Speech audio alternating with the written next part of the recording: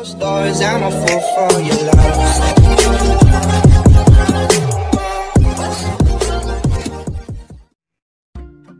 Magandang araw. Ako'y muli nagbabalik dahil ngayong araw ay meron na naman tayong panibagong pag-uusapan na tatalakayin na kung saan ay pumapaloob sa ating content ang mga bigating vloggers pati na rin ang mga artista. At kung hilig mo ang mga ganitong usapan ay nababagay ka rito. At bago tayo magsimula, kung bago ka lang sa aking channel, ay huwag mo nang kalimutang pindutin yung subscribe pati na ang bell para lagi kang updated sa mga video na ilalabas natin. Balikan natin ang video na kung saan ay pinakita ni Jomar Lovena ang kanyang pagmamahal kay Sas na Laparan. Sa video na to ay malalaman natin kung gaano nga ba kamahal ni Boss Kila si Madam Kila. At kung kahit anuman ang pagsubok na dumating sa kanila, ay patuloy pa rin ang tunay na pagmamahal niya para kay Madam Kila. Well mga ka-DJ, bago tayo magsimula, ay isang comment naman dyan ng hashtag Team Diyosa. Eto na, simulan na natin ang video.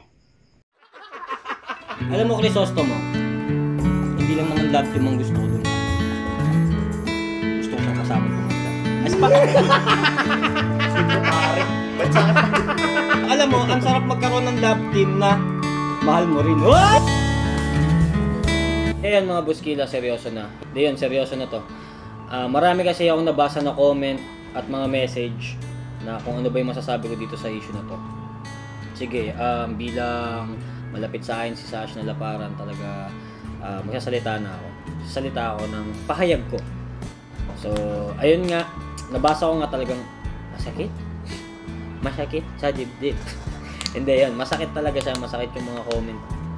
Pero para sa akin, hindi ako magagalit dun sa mga komento na yun. Hindi ako magagalit dun kasi kayo yan eh. Diyan kayo sasaya sa mga comment nyo na yan, kung pambabash nyo na yan, kayo yan.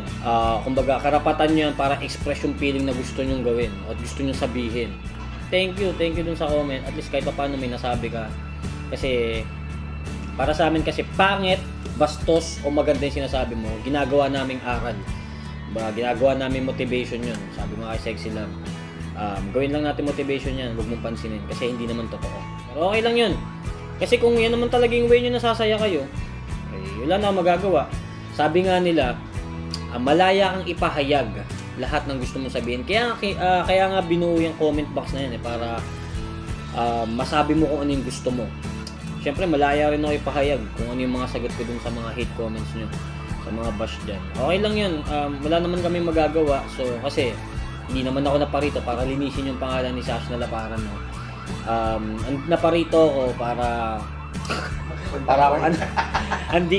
Naparito ako para hindi makipag-away.